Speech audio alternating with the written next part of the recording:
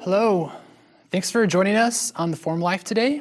We are going to set the context for our upcoming Sunday sermon in John 8, verses 48 through 59. So this is where Jesus' conversation with the Jewish authorities that's happening throughout chapter 8 concludes.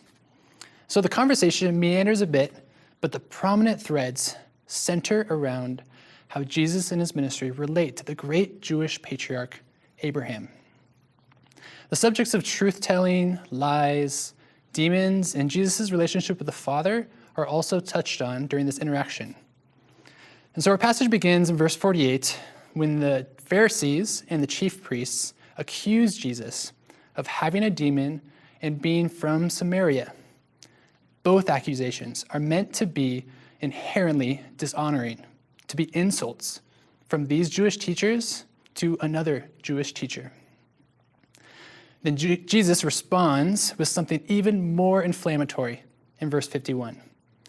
Truly, truly, I say to you, if anyone keeps my word, he will never see death. And they definitely pick up what he's putting down. They're infuriated. Are you greater than our father Abraham, who died? Who do you make yourself out to be? So Jesus tells them, your father Abraham rejoiced that he would see my day. He saw it and was glad. And then he drops the biggest bomb of all. Before Abraham was, I am. I am is an unmistakable reference to God's divine name from Exodus 3, verse 14. Now, this is one of the 7 I am statements that Jesus makes in the Gospel of John. And then by doing this, Jesus is very clearly and definitively equating himself with God.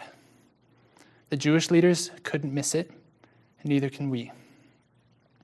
So the sign Jesus points us to now is the sign of the eternal, of the everlasting existence of God. So who you come from, who you owe your existence to, who you call your Father, will determine whether you will last forever or fade away with the grass. And this sign is really a story about 2 fathers and 1 faith. 2 fathers and 1 faith. See, Abraham is the first father. He's not just the Jewish people's father. He's the father of many nations. And God, who's the second father, called him that. He already declared Abraham righteous on the basis of his belief, of a trusting faith in God's eternal will. And we could read about this in Genesis 15 and Romans 4. It is Jesus who Abraham was looking forward to in faith. And it is by this same faith in Christ that we who are from many nations are welcomed into God's family. So to whom or to what do you owe your existence? Who is your father? Are there ways those of us in the Christian church can become an illegitimate child of an unfaithful father, just as these Jewish leaders had become? They looked to Abraham to be something he was not.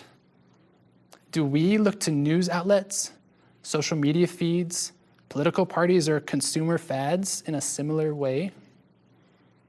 Jesus came to lead us to the eternal fatherhood of God.